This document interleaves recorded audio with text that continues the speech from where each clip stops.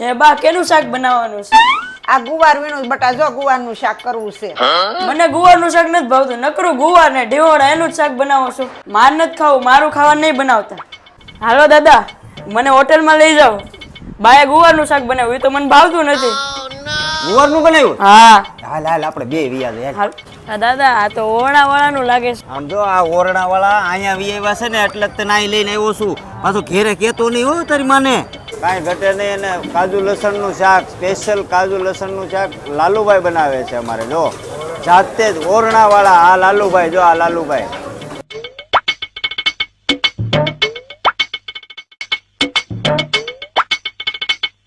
પનીર અંગારા ટકાટક. અને આ સ્પેશિયલ કાજુ લસણિયા ગણપતિ વાળાનું દાળ ખીચડો ફેમસ છે હો. આ સ્પેશિયલ મંચુરિયન, ચટણી, આમ તો મજા જ આવે એવું કરશે તને.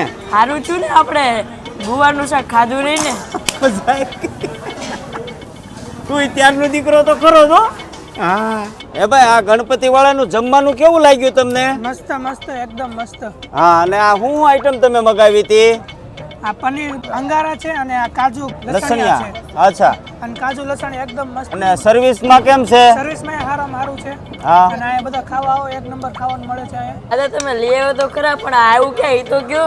અરે આ મોટા વરાસા રિંગ રોડ ગોપીન સર્કલ.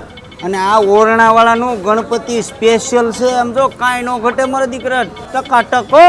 હા